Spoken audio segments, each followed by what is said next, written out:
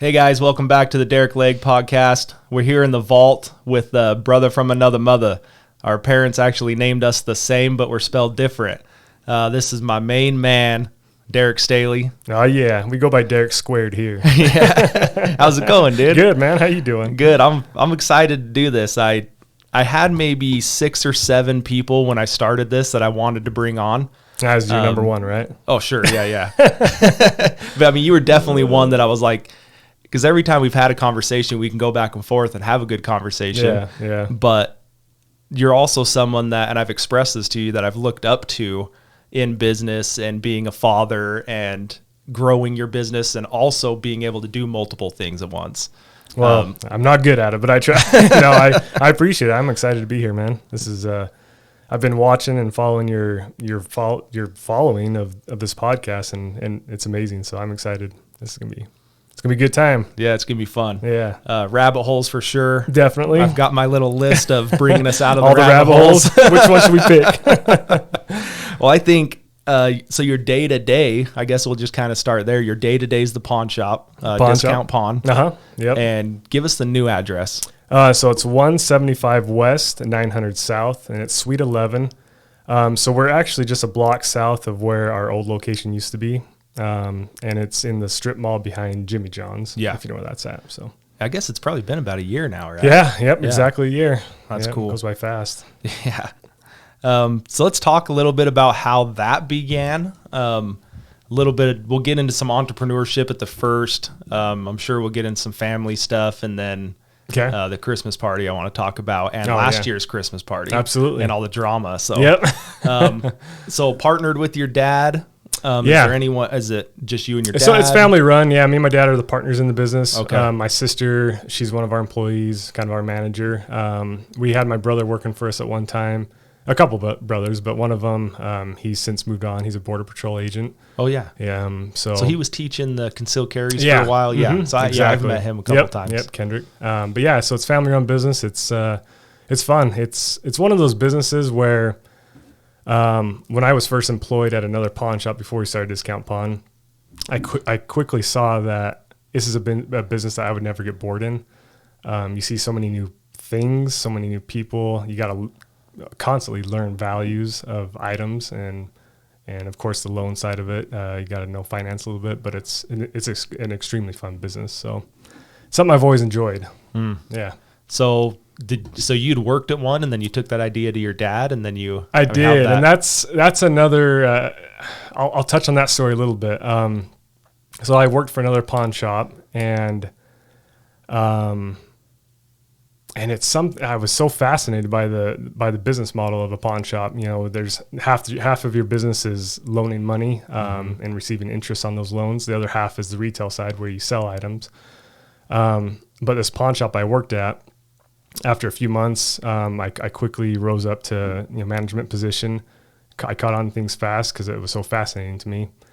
And I went to one of the owners and I said, "Hey, if there's ever a chance that I can buy into this business, I would love to. This is fascinating. I love it." And he's like, "Oh yeah, we'll work something out down the road." And years went by, nothing really happened. And so an opportunity arose where I could start my own. And so me and my dad partnered up, and I told the company, "Hey, this opportunity arose. I'm going to take it." And I don't want to go into too much detail because we have a good relationship now, yeah. But back then they treated me kind of poorly. They fired me on the spot, which is understandable. But not only that, several months after I started Discount Pawn, I received a letter from this company's attorney threatening to take things legal and take legal action. They thought I stole customer lists and financials and all this stuff. So anyways, yeah, the funny thing about that story is I have that letter, not framed, but I have that letter, and it's always been a motivation to me to make my pawn shop successful, and it has been, and it's one of those things where I don't know, I don't. It's not something it's not the approach I would have taken if one of my employees said they want to start their own business. Sure. But I can't blame them. I guess it's I don't know, I but mean, you can't blame them. That's how they acted. that's and how it went. that's how it went. But it's And that's a perspective thing. it's a now, I'm perspective. sure. Yeah, it's definitely perspective. But that lawsuit letter it's filed away in my collectibles, and it's always been a motivation for me to, I can make something myself too. I mean, St. George isn't limited to this one pawn shop business, but anyways, it's been a really fun business. It's been a journey. With any business, there's it has its struggles. You know, the first year, and going back to my previous employer, I heard rumors. I don't know if these are true, but I heard rumors from the grapevine where some of the owners said, Discount Pawn's not going to survive the first year. So, but yeah, that first year in any business, as you know, is a struggle. I was just going to say, dude, that's not a bad you thing. don't pay yourself. Yeah. I mean, dude, if you got haters, that means you're doing something. Exactly. And that's something I've always told my wife. I'm like, because she gets stressed out. She's like, oh my gosh, I can't believe they would say that. These people hate us, and all we were is loyal to them. I'm like, hey, it's a compliment. I mean, if all you have are people that love you, I maybe that's a good thing, but unless you have haters, then you're not making those splashes in the water. You're not making those ripples. So 100%, I agree. But yeah, it's been a fun ride though, to say the least. So we've had legal issues. And in our first location, we had another legal issue. We signed a 7-year lease on that first location. The one on Bluff Street. The one on Bluff Street. Yep. The 790 South Bluff Street location. And the person we signed the lease with claimed he was the owner of the building, and come to find out 5 years into that 7-year lease, he wasn't the owner. So inside of that building when I was working there, in walks a guy who I've never seen before, and he said, hey, where's my rent money? I'm like, who the hell are you? Yeah. And we sat down, and he explained that he's the owner of the building. The guy we signed the lease with and that we've been paying rent to every month, he was subletting it, and he was not the owner of the building. He stopped paying. We paid him the rent, and he stopped paying the owner the rent. So that was another huge legal battle, and so that's why we had to move locations. We had to hire an attorney. We spent several $1,000s to get out of that legal mess, and that's when we moved down to. And then you guys bought that one. We did buy that one. Yep. Isn't that so much nicer? Oh my gosh, yeah, so much cheaper, so much nicer. Because I mean, as you know, you're probably in a triple net lease on your vault business. When you're in a triple net lease, you essentially own the building without owning the building. All the major repairs you pay for, all the So it's nice. Yeah. That's my dream, dude. Yeah. Like when you told me you'd done that, I was like, gosh, man, another thing Derrik Staheli does I need to look up to.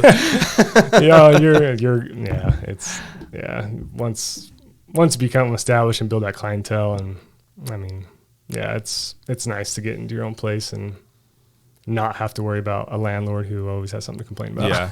Where we're at, it's actually so Shelly Haynes that does. Oh, she's a realtor? Yeah. So she does realty and then the property management, and it's with Crew. And she's got signs everywhere in St. George. So that's who the property management that we lease from. Oh, okay. Dude, she's great to work with. I've heard good things about her. Yeah. And so I walked in to her place looking, just kind of calling around places, trying to find a storefront, which it's about impossible in St. George to find. Impossible. And especially where I wanted like a garage door where I could bring safes in, and a showroom and a workroom in the back. And I was high maintenance trying to find a place. You have several criteria. Yeah. And I found one place that was a big workroom and small showroom. And it was the best thing I could find. And I was to the point where I was signing a lease with them. And I was just going to put like 1 or 2 safes in, and then kind of try to make it work. Right. And then I ended up finding this place. It was across the street. And so I called her back. Hey, I saw this other one. She's like, yeah, it's out of your price range. And I was like, well, can I just let me go look at it? Let's go look at it. Tempt me a little bit. Yeah. And she's like, that's why I didn't tell you about it. Right. So I went back, she gave me the keys. I went and looked at it, and I'm like, this is perfect. Like it's got a huge garage door, big. It's 1,000 square foot showroom with 400 square feet in the back to do holsters and store safes in. Yeah. And I was like, gosh, dude, this is the one, and I'm gonna have to figure out how to stretch. And so I went back to her and I'm like, it's perfect. And I'm willing to come up on payment, but you got to work with me, you know, and if not, I totally understand. Like, it's worth what you guys are asking. And so I kind of gave her some background on me, told her what we're doing, told her, you know, I've ran businesses. I've had businesses for, at the time, I'd 10 years, you know. So she wasn't the owner. She was just the property manager. Correct. Okay. And so she's like, so she says, let me call the owner. And so she calls and she turns to me and says, well, can you do this? And I was like, so she gives me a number and I'm like, for a year lease? And she's like, yeah. And I was like, done. Yeah. And she's like, when can you move in? I'm like, because it was empty. Yeah. I was like, today. Wow. And she was like, well, let's just bump it to the first of the month so we have a clear number. Wow. And so I think it was that following first of the month. It was like a week away. Right. And we moved in. And this is bad, but I have not been to your store yet. So hater, man. I know it's been well, like we were talking before we started. I'm like, dude, you're so busy, but I want you on the podcast. But I totally understand if we need to push it. No, I need to go visit you. You're just on Sunset, right? Yeah. So Taco Bell on Sunset. Okay, yeah. We're directly across the street. That big yellow safe's in front of the store. Yeah. That's right. Yeah. That's cool. That's good. Yeah. Like you said, it's commercial real estate is a whole nother ballpark of, especially rentals there. So I guess what I was getting at is I've been lucky to not have to deal with a ton because of Shelly. Right. That's good. That's good. So if anyone's looking for stuff in Southern Utah, Shelly's the one. Yep. I've had nothing but good things to say about her. That's incredible. So you're always going. It seems like you're always getting into another business every time I talk to you, dude. And I love it. I look up to it. I always tell my wife, everyone has an addiction. Yeah. Like, and not even joking. Everyone has an addiction in their life, whether it be you're addicted to junk food, fast food, pornography, drugs, Mountain Dew. Looks like Derrick's got a stack over there. But I don't know. It's literally an addiction. I treat business and real estate and investments like a game. Like, oh, let's see, how can I figure this out? It's so fascinating. And I'm not a professional. I'm not that good at any one thing, but I love learning new businesses. I love learning how to turn $10,000 into $50,000 in X amount of time. It's super fascinating to me. So I tell my wife that's my addiction. Yeah. and it's an expensive one, but yeah, it's super fascinating to me. So tell me about the Cedar Fun Center that you guys have. So that is, that's a pretty interesting story. So, and a lot of my stories, I can't tell a whole lot because I've signed legal things and stuff. But so, one of my hard money lenders that I've used for a couple of different deals, I actually found and met him on a KSL ad. Oh, really? Yeah. So I like to look at businesses for sale on KSL, and I was scrolling through all these business listings, and I saw this post that said, are you in search of a hard money lender? I'm like, oh, I could always use a hard money guy. So who couldn't? and I found some scams, of course, like, yeah. But so I click on it, and it's a local area code 435. I'm like, oh, I'll give him a call. And so I ended up contacting this guy, and it was probably 4 or 5 years ago. And it was right as we're a few years into starting the pawn shop, and with the pawn shop, you're always burning through cash really quickly. And it was also at a point where we were expanding a little bit to a second location up in Enterprise. Yep. And I wanted to buy that building up there. And so there's a couple purposes I needed a hard money guy. So I reached out to him. He was legit, and he owned a company here in town. Redstone Capital is what it was called. And so we used him for a couple of different deals. And we kind of stayed in contact over the years. And we went out to dinner. We got to know each other, and he's a really cool guy. His name's John. And you should get him on the podcast actually sometime. John Cole, I'll set you up. Okay. He's an extremely intelligent business guy. And so and at the same time back then, I would go play laser tag at Laser Mania a lot. And so I turned to my wife. I'm like, I want to get into the entertainment business. This is so fun. It's totally different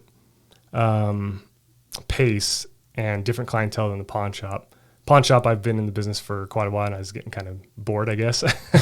And so, but like a fun center, entertainment business, family fun center was so intriguing to me. You know, the arcades, the laser tag, all these fun things, and having kids of my own. I'm like, oh, this would be so fun to own one of these. And so I told my wife, I'm like, I'm gonna own one day. I don't know how, but I'm gonna own one. And she's like, yeah, let's do it. And so I reached out to my hard money guy, and I said, hey, John, I've done some research. Hurricane could use a fun center, and Cedar City could use a fun center. You know, those two areas don't have one. They're big enough that it could sustain and support one. Sure. And he's like, oh yeah, it's a good idea. And that was about 4 or 5 years ago. And come to find out, I'm trying to word this where I can't say too much, but he did a deal with,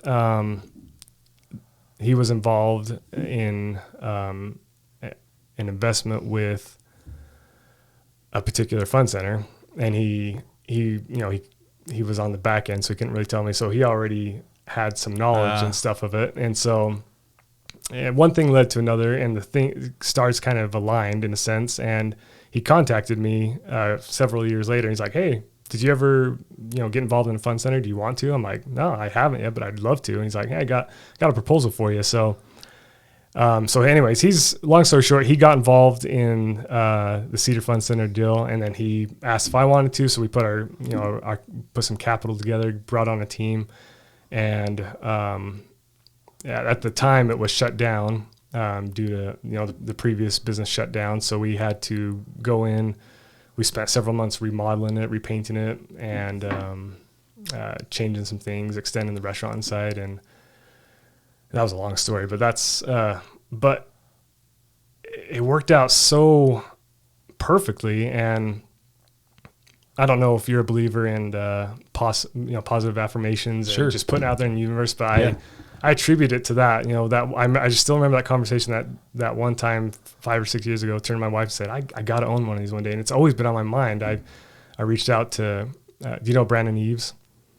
Yeah, he went to high school. He's a couple years younger than me. I think he's a year younger than you, but he worked at Laser Mania for several years, and I reached out to him, and we brought him on. He's a partner in the business too. But before we opened Cedar Funds, me and Brandon met several times. I'm like, hey, we got to make this work. How can we make this work? So it's just funny how all the dominoes kind of lined up, but literally stars aligned. Yeah, it did.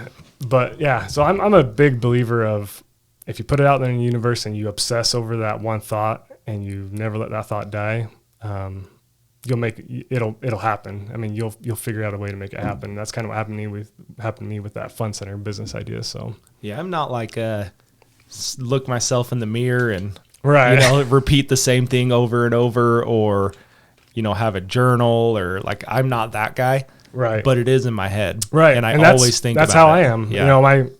I've bought in journals before to because I've heard podcasts and read things. If you write it down every day and read it, and I think that works too. But I'm like you. I just have this thought in my head, and it just won't go away. And I just I'll wake up in the middle of the night, and I'll have this things come to me. I'm like, oh my gosh, how can I make this work? Yeah, if you only knew, man. I'm the exact same way. Yeah, no, and I think I would dare say every successful entrepreneur is that way, because that's how you get. You have to be. Yeah, you have to be. It becomes your second wife, if you want to call it that. Your second love. I mean, I couldn't tell you how many nights I didn't sleep because I'm on my phone researching something. Researching and looking things up. Yeah, that's not an exaggeration. You can ask my wife. Yep, same here.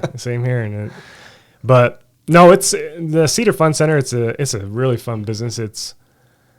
I guess we're even, because I've never been you've there. never been. That's right. It's a little tell ways me away about it, and tell me what you guys do, what you offer. So it was originally the Megaplex Theater. I don't know, 20, 30 years ago. Okay. And now they're on the south end of town over by Walmart. But So it was originally a 6-plex theater. 3 of the theaters have been converted into laser tag arcades. And then it still has 3 theaters. It's a discount theater, so we do play movies, discounted movies, second run movies. So you're still running the theater part of it. Yep. So after Megaplex is done showing their first run movies, we'll catch those movies and show them at a discounted price. And then we have a little cafe restaurant in there, and then we have arcade and laser tag. And we were able to secure 2 parcels of land right around us for future expansion. You know, we want to add go-karts. We've talked about ice skating rink. We've talked about because you could do that there easier. Yeah. So yeah, we have plans to add a lot of really fun things. It's not a Fiesta Fun by any means, but in a smaller town, I think it's a good entertainment center for families to hang out. So that's awesome. Yeah, it's and fun. The growth, are you guys seeing a lot of growth with it? I know we are. What, yeah, doing it a year. It's just been under a year, and we've had our first profitable month in November. Awesome. So it's good. No, yeah, it was a little slow going because we shut it down for a few months to remodel it, and that's when I started following you on it. Yeah, and I was aware of it. Yeah, so. But yeah, every month we're seeing more growth and more people are hearing about us. So that's awesome. It's fun. Yeah, dude, that would be cool. My wife's not going to want to hear this, but so in the house that we just built, we unfinished. Well, we have a casita downstairs that we finished. The rest of the downstairs is unfinished. I have a vault room down there, and I've got a theater room down there. How big's your house? And well, let's talk about that, Derek. It's you a drug dealer on the side? Tell me how you afford houses here. Underneath the 2-car garage is the theater room, and then underneath the 3rd-car garage is the vault room. Oh, it's awesome. It's my dream, actually. I want a vault room. Yeah. That's cool. Well, so I don't even have my door up yet. Oh, okay. I have the door. Obviously, I sell them, but right. It's just sitting inside. But just side note. So we're working on the downstairs, and so the whole thing sheetrocked. It's pretty much trimmed out. I just got to get painters in there, and then I'm going to hang that door. That's cool. And start on the vault or the theater room after that. Right. But we've got like this. So you come down the stairs, and there's this big, long room, and the theater room is off of that, and the vault room is off of that. And I keep picturing like some type of arcades on games. That wall, or like the sit down driving ones, and I'm like, every time I go down there, I keep on seeing like this blank wall, but like lined of like arcades. I will tell you what, there's a company in town that I just discovered in St. George. It's called American Gear. I don't know if you're familiar with them. They make the coolest retro arcade games. They are loaded up with like 5,000 old school games. Okay, so it's like a cabinet. Yeah, it's a cabinet. I think I've seen it on Facebook or something. Yep. I've reached out to him and I went and demoed his games, and I'm going to buy a couple for They're Cedar legit? Fun. They are legit. They are so cool. Can you say what they cost? Yeah, they have a 2-player cabinet and a 4-player. I think the 4-player is only like $2,300, $2,400. Give me 2 of them. Yeah, exactly. And the 2-player is only like $1,800. Don't quote me exactly. I'm going to be like Derrik Staheli. Yeah, he said he plugged it. No, and that was without his discount that he told me to ask for. No, they are super cool. But anyways, I'd be all over that. It's just like the little boy in me, like coming out and be like, this would be so cool. NES, Sega, Super Nintendo games, so many cool games. I'm fairly certain I just came across them on Facebook. Yeah, he posts every once in a while. Yeah, and I was like, and it said local, we build this, and I was like, what the heck, like, because I've been looking at like some vintage stuff, and Contra and Pac-Man, and I'm like that would be cool, but how many issues are you going to have with that? And that's exactly why I looked into these, because we looked into old school, because we have at Cedar Fun Center, we've had a lot of people our age, our generation, that say, hey, when are you getting some old school games? And I've looked into them, but the motherboards will go out. Yeah. The joysticks are probably super old, but So he's building like all new everything. All new everything. I'm hitting this guy up. Yep, go check him out. He's over. He does it out of his house or? No, he has a shop over. God, I haven't been over there for years. I don't know what it's called, but it's on the way to like Warner Valley, kind of in the industrial park area. Like Dam Road type over there? Exactly. Okay. Somewhere over there. Look it up to get the address. Yeah. That's cool. Well, Now Amanda's really going to be I upset. know, right? Sorry, Amanda. Well, I'm always fascinated with people that work with their wife too. So your wife's at the pawn shop. She's not there. What's she doing So now? we just had a baby 6 months ago, so Yeah. she's not there a whole lot anymore. But she, you know, I people always ask, how's it working with your dad? Yeah. How's it working with your wife? Right. And it comes with its issues because you're at work together and you go home and you're still going to bring work home because you both just experienced it. But it's working with my wife is actually super fun. And I mean, I know you have to say that. I guess we can talk that's after. right. Yeah, we'll talk. We'll cut the camera. No, she went to, when we're working at the previous pawn shop, when we were employed by a previous pawn shop, she attended Gemological Institute of America, GIA school, and she got certified to grade diamonds, to price jewelry. It was a year-long tech school, I guess you could call it. So she was their jewelry person. She's now my jewelry person. She does all the diamond grading and stuff. But working with her is actually super fun. Especially when, I have my skill set and then I have to rely on her for her skill set. I was just going to say that. I don't know anything. Well, I know the base. I don't want to promote that I don't know anything about that. You're like, I don't know anything. I'm just a dreamer. Don't come to me. No, but yeah, if I get someone that comes in with a super high-end 2-carat diamond ring, I'm going to call her if she's not there. But it's fun because, we have that thing in common apart from, just our kids or, basic hobbies, but we can roommates. Yeah, exactly. I think it's definitely strengthened our marriage because, I rely on her for that and we get to spend more time together and it's fun because I'll bring my kids to the pawn shop or the fun center and she'll always join me. So I've enjoyed it. It's fun. Because my thing, like I'd take a bullet for my wife, right. hands down. Right. But dude, we could not work together. Like, and we've tried, like going through this new house the last couple of years, working on it. We've gotten a lot better, I think, from doing that. Yeah. And I've heard building a house together causes divorces. I've heard that. Well, I've heard having twins and building a home. Yep. Those are like the two leading things to divorce. Yeah, exactly. Well, other probably like cheating and right. But so I think we're getting better, but I've always been like, I'd do anything for her. I love spending time with her. I love being married to her.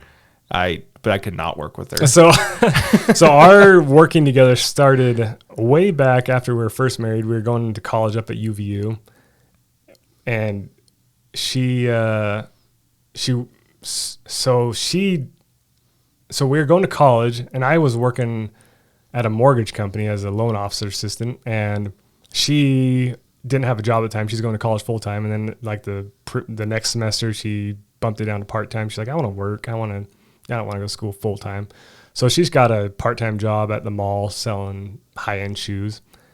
And she's like, hey, babe, after a few months, she's like, babe, they're looking to hire more people. Do you want to come work? I'm like, nah, sure, I'll work with you.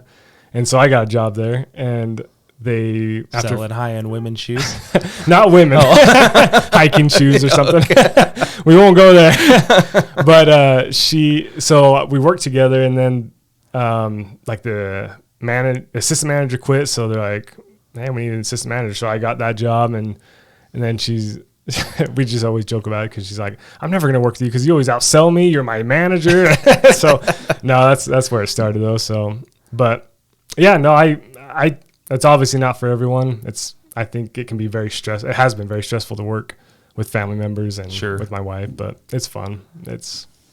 Yeah, but she doesn't work there as much as she used to with the new baby. So got you. Yeah, I haven't spent a lot of time with her. She seems like she's got a great personality. Yeah, she's super chill. Like, yeah, she likes to joke around. Yeah, following you guys on social media and stuff. You guys crack me up. Well, yeah, sure. I think the thing that I think you share it every year is when your kid came running around the corner and clotheslines himself. Yeah, that might be the funniest thing I've ever seen on social media. Man. Yeah, she's like, CPS calling me. Keep sharing this. One thing I've tried to adapt the safe store to this, and you're a big part of that because I saw the example you were setting is just how much you guys give back to the community and how much it means to you guys to do that. and you've helped us a handful of times with different giveaways, raising money for other people, grand openings. What's your guys' mindset on that, and how'd that become important to you? So I guess for my situation, it's probably a little different than other businesses because a lot of people have a negative stigma of pawn shops. I mean, there's still tons of friends that I know that have never stepped foot in a pawn shop. And I get it because back in the day, 20 years ago, the pawn shop was a place that you would envision walking in with barred up windows. You have junk line everywhere. You see a big overweight guy sitting behind the counter smoking his stogie and, how much you want for that? No, get out of my shop, type of thing. Yeah. And I would say all the pawn shop businesses, all my competitors in St. George are not like that. St. George is, it's a family friendly town. And I think most pawn shops see that and they don't want to have that stigma. But anyways, going back to your question, I've wanted to raise the bar even more. I try and maintain a really clean shop, and I wanted to be very involved with the community. Staheli's kind of a big name. We're not directly related to the Staheli Farm Staheli's, but everyone knows the name Staheli. So, yeah. And I'm very involved politically, which I'm sure we'll get into. Yeah. but I think all that stuff kind of meshes together where, I want a good reputation of being a business that likes to get involved and likes to help people when they need it. And especially being a pawn shop, people have a stigma of, a pawn shop's going to rip you off. And, some do. We try not to have that reputation. We try and be very fair with people. But people need to realize that we're in the business to make money still. Sure. So, but, no, and you've been an example to me. I know you did that huge, I don't want the like program, the dinner, yeah. So, and I think me seeing you do that and you seeing me do similar things, I think that kind of just spreads out to other businesses, and that's the way it should be, and just I guess basic humanity. People, I think people get so caught up in their own little self world, their own bubble, and they forget that there's people out there that need help. So I don't know. I just always try to be that business that people can come to me and say, "Hey, we're doing a giveaway for this charity thing. Do you want to throw something in?" Yeah, absolutely. Yeah, absolutely. So, well, and the couple of times we've done it with you, I'm like, "Hey, do you got anything you want to throw in?" Or I think you might have reached out to me for the dinner thing. I think I might have said, "Hey, we're getting stuff together," and I think that you said, "Hey, I'd love to give something away." Yeah.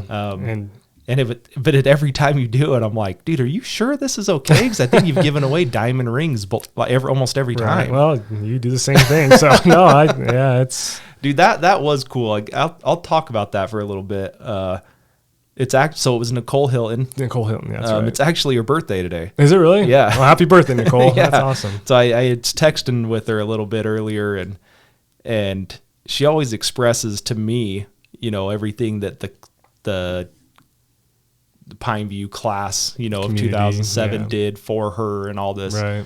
And I get uncomfortable because I'm like, people don't like. Yeah. I don't like. It was a lot of people. It wasn't just me. I just happened to hold all the strings.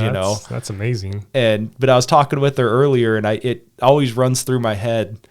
Within like 2 days, I think we had over 30 things given to us. That's amazing. And that kind of stuff restores my faith in humanity because, especially. Yeah, sorry, Biden lovers, but especially all of the political crap that's going on with our new presidency and with all the division that's being brought in with, just your thought process and how we look at each other. I love those kind of stories. That story was so touching to me. I was friends with Nicole. I wasn't really close with her, but just the way, like you said, the way that everyone rallied together, I thought it was amazing. And it wasn't. I tried. I was getting choked up there for a second, so I'm glad that you saved me. I tried to not make it like a pity thing for her, more like we need to be aware that these things happen and people are going through things. Yeah. And so that's what like really touched me was like, it wasn't people like felt guilted into doing it. No, people like wanted they were probably knocking at your door, trying to and I had multiple people reach out to me that I'd probably never even overwhelming. met. Yeah. And I actually had to direct them towards my mom and one other person helping us because I just had so many things coming at me.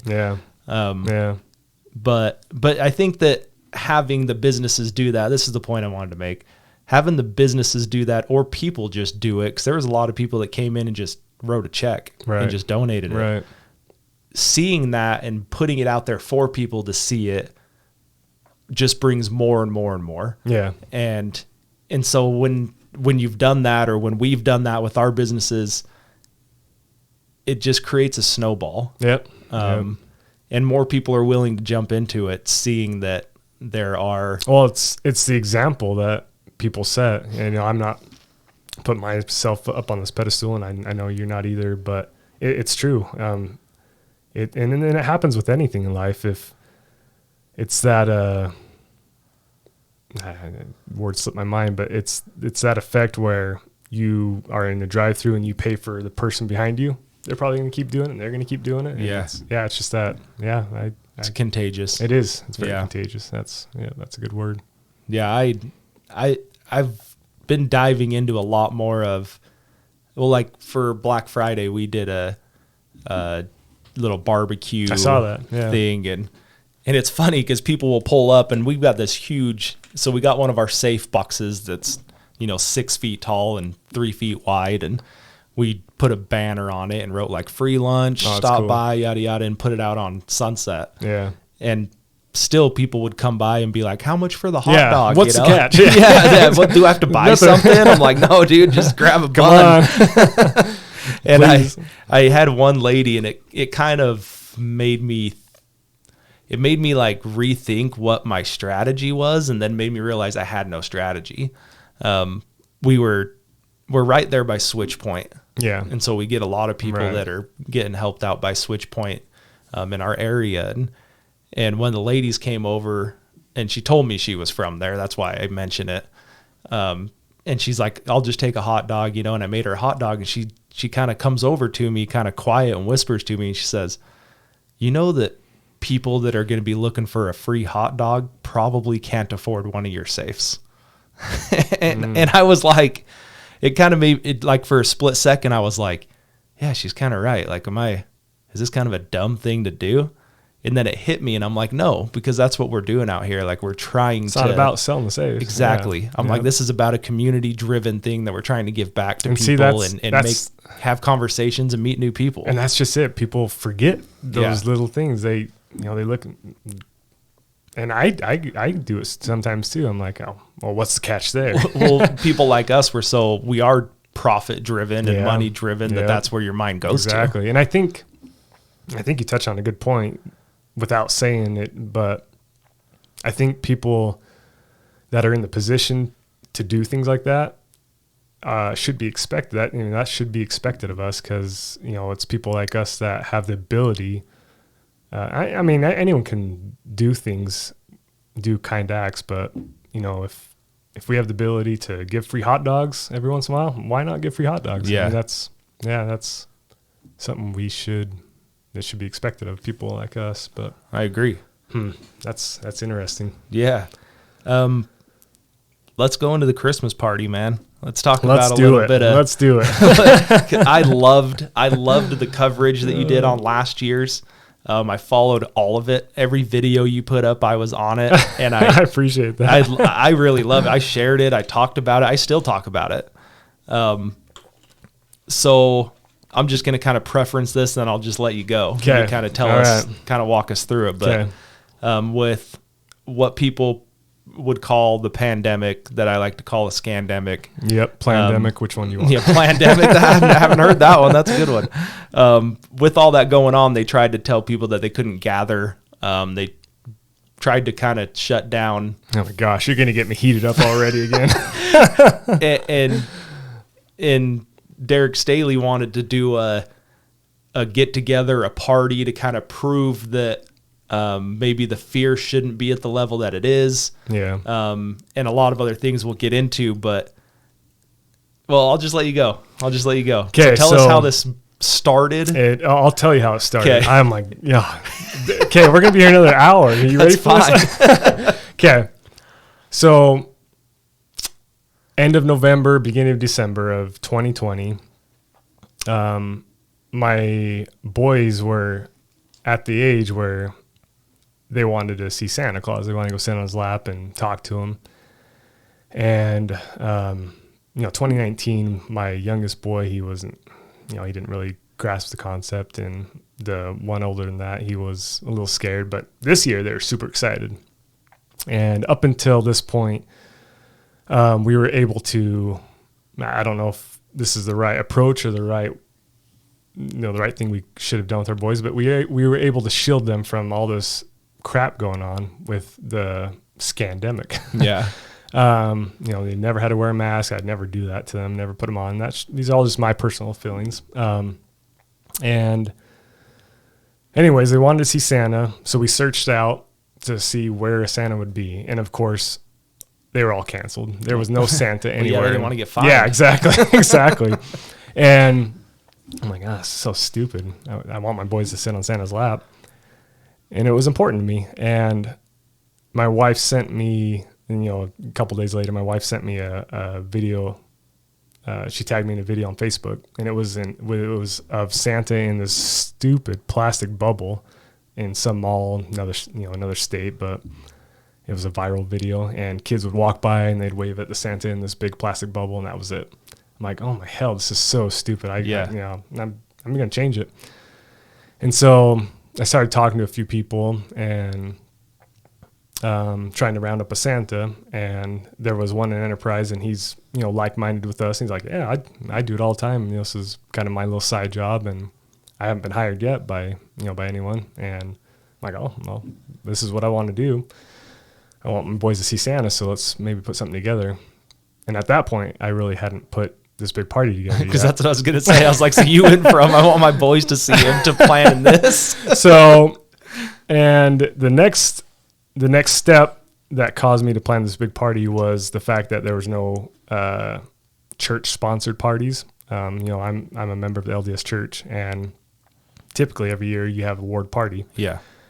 And those were canceled, which I was disappointed in, but it is what it is. So my dad is and was the Elders Quorum president. I'm like, Dad, just throw one. Who cares? He's like, I wish I could, but don't want to step on toes with the bishop and the stake president. I'm like, oh my gosh. So I'm like, well, I want a party. I want Santa to be there. Let's put these two together. So at that point, I really started planning a big party. I wanted it to be the biggest party ever. I'm like, I turned to my wife one night. I'm like, honey, I'm going to plan the biggest Christmas party that Enterprise has ever seen. No ward is doing one. There's no Santa anywhere. And she's like, oh no. Yeah, she saw where this is going. and that's something I think my wife will say about me. If I get frustrated, especially politically, I don't care at that point. I'll just go all out. And so I started this Facebook event. I started sharing it. I promoted it on my business page, and then it was gaining quite a bit of attraction. And I'm like, it's not big enough. So one night I made 1,800 flyers, and in our local grocery store, Carter's up in Enterprise, they have a really good deal, super cheap. You can send flyers out to all of the valley is what they call it. Enterprise, Central, Pine Valley, Modena, and Newcastle Borough. So I had flyers sent all over, promoting this big party. And I threw some political slang in there, stating, Sure. No mask required. Yeah. Santa will be there. And I even put my cell phone number if anyone had questions or concerns. My phone just rang off the hook. Oh, I'm sure. 99% positive. People Yeah. thanking me, people in tears. Oh, this is so good. And, I made a potluck. I signed, according to your last name, this is what you should bring. We just made it huge. And then I heard of families that were in need. And so we did a fundraiser thing and raised money for families. But the funny thing is the day of or the day after those flyers hit the mailbox, I get a call from the mayor. The mayor called me of Enterprise, and because were you holding it at the? I was holding it at the community center. Okay. So I reserved the community center without telling them really what it was, because I knew if I said I'm going to have this big ass party, they'd probably shut it down. And so the mayor called me. He's like, "Hey, Derek, I hear you're planning a little party, huh?" I'm like, "Yep."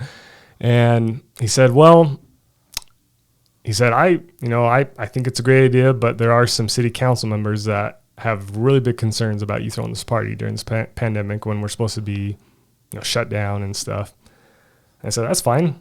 They can't do anything about it. It's a community center. It's owned by the people." And I said, if they try and shut me down, we'll find another spot to do it. It's going to happen. He said, "Oh, okay. Well, that's fine, but we're holding a special city council meeting just to talk about this. So it's tomorrow or the next day." It was like super short notice, and they didn't tell me until that moment. Yeah. And he's like, "I need you to be there and plead your side of it." I'm like, "I'll be there." And so right after I got off the phone with the mayor, I sent a mass text out to tons of people, everyone I could think about, and threw it on Facebook, and I wanted to get a lot of support. And so typically I've attended and still attend a lot of city council meetings up there. And typically there's about 5 or 10 people that show up for the public. And that night, that city council meeting, I think we had 60 or 70 people, and it was several hours long, and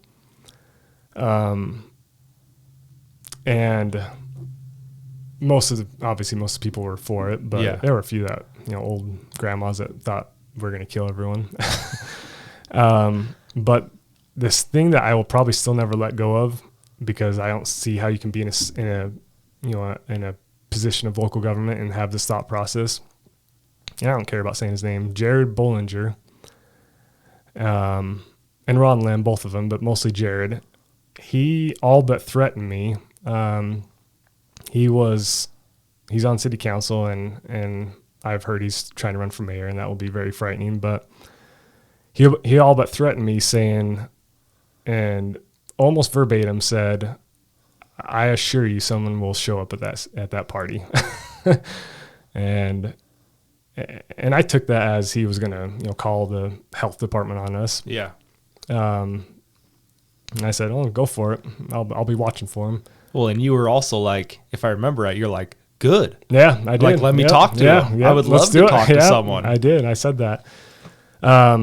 He was, and he clearly stated his opinion and position on the fact that we should follow the guidance of the health department and the federal government. Super frightening. There's a reason we have local governments. Sure.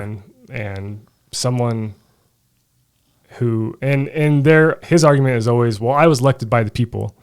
Well, that's fine, but you're not representing the people anymore, especially in Enterprise. Yeah, you're like, look around. Yeah, exactly. This is what the people want. Anyways, so the city council meeting went very positive, huge support, big support. We had people from St. George come up and support and drive an hour up just to attend that city council meeting. And fast forward a few weeks to the party. Party was a huge success. I've always told people I would have been happy with 50 people. We had over 250, close to 300 people show up. Just kept coming and coming. And we had people from St. George come because they heard there was a Santa that was going to be there. We had people from Mesquite come. And sadly, no health department came, or anyone, or Jared. Really, Jared didn't. No one on the city council, I don't think, showed up. The mayor didn't show up, but was the mayor for or against, or was he? I love the mayor.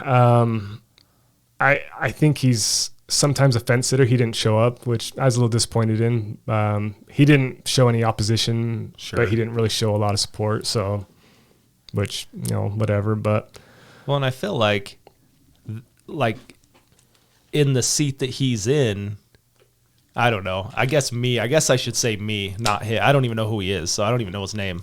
But I feel like if I was that person, I feel like you kind of you should pick a side. You should have picked a side. Yep. You definitely should. And there shouldn't be any fence sitters, especially in. I don't think there should be any fence sitters on this topic ever. Yeah. With speaking of the pandemic and Corona, but in a position of local government, there shouldn't be. I mean, pick a side so we know. That's what I'm saying. I would feel if we need to vote you out or keep you in. Exactly. No, I agree. Quit trying to straddle the line. And that kind of bugged me. I mean, I think he did tell me that he was glad I did it, but he should have stated that. Do that publicly. Yeah. Yep. But no, the party was really good. We helped 4 families with Christmas. We, last minute we decided to raise money because of the huge support we had, and we heard that there's families that were in need. So people just donating while they were there? Yeah. Okay. Yep. We just had a makeshift jar pass around because someone came up to me and said, "Hey, do you have donations? We'd love to."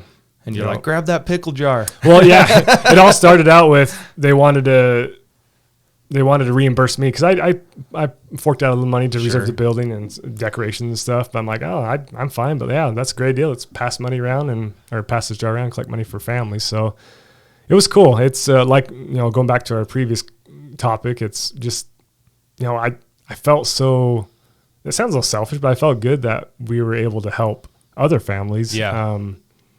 And just seeing it sounds cheesy too, but seeing the joy on people's faces when they got together after such a stressful year of being told that you can't have Christmas. The year that got stolen from us. Yeah, exactly. So it was, and we're doing another one this year. It's probably not going to be that big because there's no shutdowns or anything, but just to carry on the tradition and just meet and reminisce about the last 2 shitty years of dealing with this crappy government. So, but I don't know. Hopefully it's a good turnout this year too. We'll see. Give us the details on it. Let me pull them up because it's December 18th. I don't know the exact address. 1 second here. I'll pull it up. Oh, dude, I'm in Vegas, dude. Gosh. So I have some friends that we've tried to do like vacations together. Oh yeah. Kind of get the kids together. Right, and when I say vacations, I mean like close to St. George, like nothing crazy. Right. You don't want to go on a plane right now, huh? Yeah. I actually had that on the way over here. I was talking to one of them and he's like, "Well, how far away would you want to go to do one?" And I'm like, "I'm not getting on a plane." Yep. This is my private plane. Unless you want to charter one for me. And so we did Duck Creek. We rented a big cabin up in Duck Creek. That would be fun. And then this one we rented like a mansion out in Boulder City that overlooks Mead, Mead. Wow. And so that's where we're going to be that weekend. Dang. Yeah, that's cool. That's all right. We'll get you on the next year. Yeah. I'll be there in spirit, man. That's right. So December 18th, it's going to be up in Enterprise, and the address is 350 South, 625 East. It's just a big community center over by the park if you are familiar with Enterprise at all. And let's see here. And going on the same topic. At 4 p.m. Sorry, go ahead. No, go ahead. Yeah. On the same topic, we've kind of been rolling around. You've got people that donated stuff. Oh, yeah. That's a whole nother topic we need to talk about a little bit. So this year we decided to... and I didn't say that just to promote that I gave stuff. I just wanted to tell everyone Derrik Lake has. No, I appreciate you bringing it up. So this year we kind of took a different approach just because I think everyone and going back to choosing a side, I think most people have chosen their side. So, and I think most people are standing up against these mandates, which is phenomenal, obviously. But so we decided to focus more on the donation side and make that a bigger part of this party. I reached out to a few businesses, and like you said before, it just kind of took a snowball effect. I had a lot of people reach out to me, and I asked businesses, "Hey, do you want to donate something or a little money or an item that we can raffle off to raise money for families in need?" And you've donated. What did you donate? I can't remember. We did a holster, or safe, two, and then we did a box, pistol safe. Safe box, yeah. So I think we had. I don't have my. I have detailed notes of donations and item donated and money. But we have like 20 something businesses that reached out. We have over $4,000 of value in items donated. We've raised just over $2,400. So, I mean, dude, that's not cool. I know. I mean, yeah. I was shooting for, $500-600 this year, because last year we raised, I think, $300 or $400. So, and it's very, like we've mentioned several times, it's super touching just to see the gratitude or the willingness of businesses that, like we mentioned, yeah, here's this expensive item, but I know, is that okay? But people are just super giving. It is touching. I mean, the people want to help, and that's what I loved about what you had done. Michelle Tanner. Yeah. And so we had Michelle Tanner on, and how she's been just a pillar in what she believes and what she's been super backing firm up. Yep. But just that you took hold of it and ran with it. And that's why I followed everything, because I was like, and when this year came up, I'm like, whatever you want, man. Like, do you want money? Do you want items? You tell me what you guys need and we'll send it. And, I think that's what it takes, is people in anything, just picking a side, choosing what you want, and you can't worry about what the naysayers are gonna say, or what criticism you're gonna get. And I know it's hard in this day and age, because it's down to family members fighting against family members. It's, me and some of my in-laws, me and some of my direct family members have very different opinions, but you can't let that sway you. I mean, you got to just go with it, I guess. Well, and you're stronger about it than I am, or you're more vocal about it than I am. I'll say that. But I've had those conversations with family too, where I am very, very strongly against getting vaccinated. Yeah. Well, I'm against the entire thing. Let's just put that all out there. But getting vaccinated, I'm pretty against it.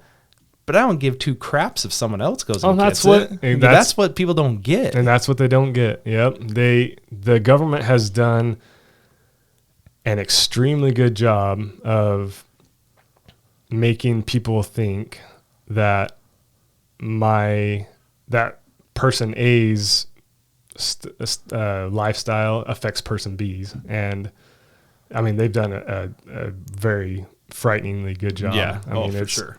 And that's what it is. I mean, 2 years ago, if someone got the flu, you wouldn't be going and asking that person, "Hey, did you get vaccinated?" You wouldn't. Yeah. I mean, that thought wouldn't cross your mind. But now, that's the first thing that someone's going to ask if someone has a cough, or if someone has been tested for positive or whatever. But like, even now, so I was at the post office today, and maybe about half the people out there are still wearing masks, the carriers and whatnot. Mm-hmm. And I'm really, really, really close with one of the guys, and he was. And I went up to him and I'm like, "Dude, are you sick?" And he's like, "What?" I was like, "Are you talking about sick?" And he's like, well, I mean, like, not really. And I'm like, "What are you wearing a mask for?" Well, good for you. And I was like, "Dude, you understand, like, you should wear a mask if you're sick." Yep. And we kind of just like laughed it off and walked away. But I don't know. I think until it goes back to, because masks are the norm, or were the norm. I think we're getting away from it, hopefully a little bit. Most of us are, but some people they'll never take that off. I believe that. Like, when they're still driving around by themselves, and they have one on. Well, I don't know if you listen to the regular radio much, but dude, my truck doesn't have. I don't have it connected to my antenna, so I never listen to it anymore. I don't know why I do. I should just throw on my Bluetooth, but I was listening to 103.1, one of the more popular ones in town. And this morning, I think it's Brooke and Jubal in the morning, a popular morning show. But for 20 minutes, they talked about how their whole crew and the radio station got corona and how everyone should get vaccinated. They turned it into, you should get vaccinated. I mean, it's everywhere. This propaganda is everywhere. And it's, down to kids' TV shows, and it's frightening, the warfare that they're raging on us. And it's not even just that. Again, dude, I'm more of just do whatever you want. Yeah, Just exactly. don't let You want to affect do it? my Yeah, life. exactly. That's how it And should be. I think I actually was listening to the radio. I think I was in one of the mail vehicles, and when I say that, I say in male, like We know what you're saying. not like male and female, but like post office mail. Clarify that one. Yeah. And they were talking about like kids shows that are starting to get indoctrinated into like the LGBTQ WRF, whatever. Everything. And I caught a glimpse of it, so I didn't hear the whole thing, but they were talking about apparently Gonzo is a cross-dresser. Oh my gosh. Yeah, and they played like a clip of it, and he like came out to his friends about he was dressed in like girls' clothes. I assume Gonzo's a guy. He was dressed in he had a dress on. Oh my gosh. And all of the friends, Muppets, whatever, were like supporting him, I guess. And I'm not against not supporting him. I'm saying do whatever you want. Right.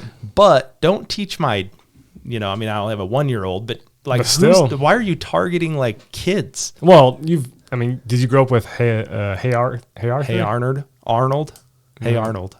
No, it wasn't Hey Arnold. It was Arthur. Oh, just Arthur. Oh, just Arthur. Yeah, Arthur. Yeah. Okay.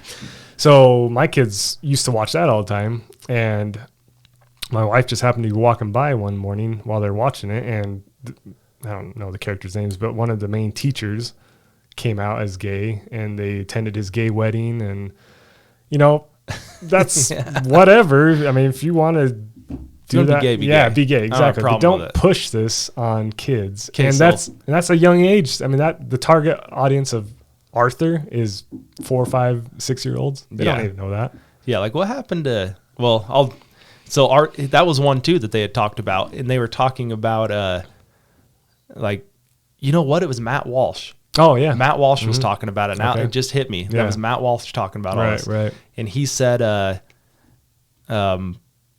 that they were going through like a race on Arthur. Oh, and they were talking about race and being okay with it, not being racist, and how, and then he's like, are they different colors in Arthur? He's like, are they even a race? They're animals, aren't they? And it just kind of made me laugh. Oh my gosh. Yeah, and with the Corona stuff going on, there were people posting, again, I don't have a kid that age, people posting that their kids were getting sent home, or they were getting sent like workbooks from school, and it had like wear your mask to protect your grandma, and and all these things like that. Yeah.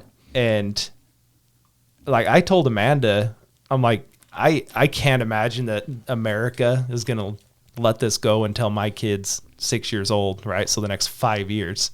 Yep. But I'm like, if this stuff's still going on when he's that age, I'll homeschool him. Well, that's funny you mention that, because even before all this, there's a lot of thoughts running through my head, but we'll start way back when, so hold that thought. But yeah. So when we had our first kid, when my wife delivered her first kid, this is where the vaccine issues came up. My family's always been kind of against them.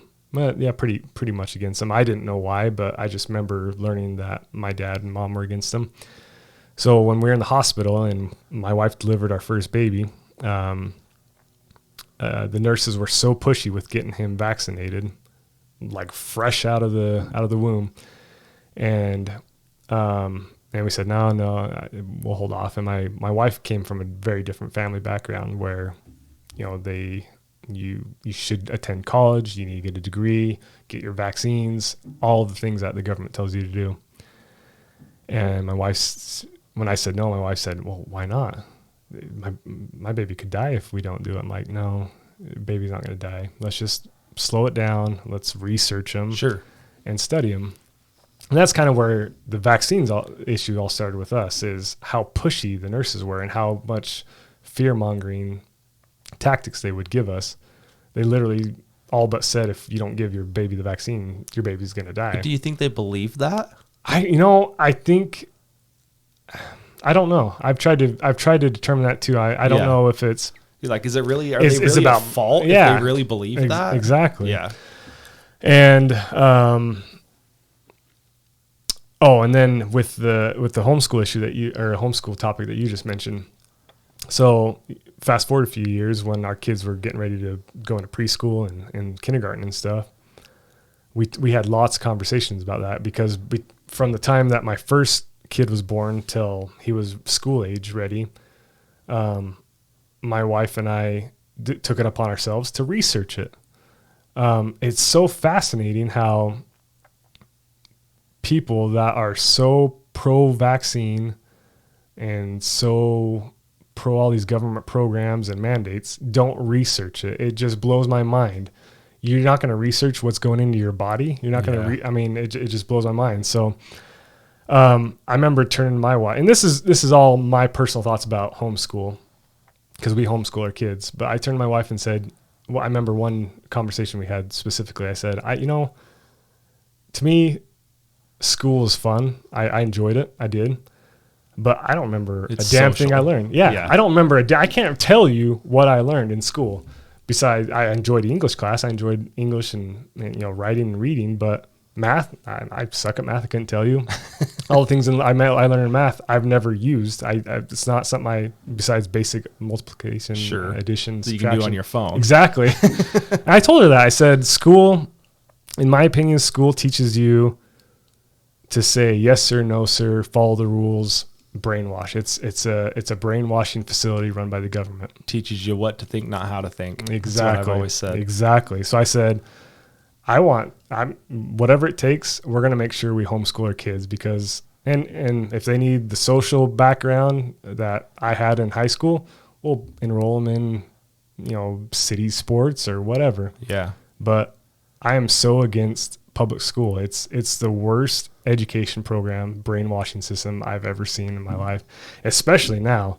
Rewind 15 years ago when we were in school, I think it was a little better, but now I would never enroll my kid in a government run school ever. Well, I think looking at it now, and people had said it when we were in school, it was like, you need to teach these kids how to, like, if college is the goal, you need to teach them how to have the life skills to go through college, to live on your own, and what I was getting at is, like, do your taxes, to be able to how to invest, how to buy a house, how to that stuff. Any of that. Basic loan. Yep. How interest works, compounding, credit cards. Yeah, exactly. Like, that's the kind of stuff I think these kids should be learning. Yep. And I'm very open with people, and I'm not an all-knowing. There are mistakes I make too. Yeah. Like, I get a lot of people in my family, extended family, in-laws, a lot of people that'll come and say, well, how does this work? How does this work? And I'm just baffled. I'm like, how do you guys not know this? Yeah. And I didn't learn it till I was 18 and I had to, right. And I'm like, this should be basic stuff that everybody knows. I think I had my true learning experience about, I guess you could say education in general, when I enrolled in Dixie State College, what it was called back in the day. And I was going to get my business degree.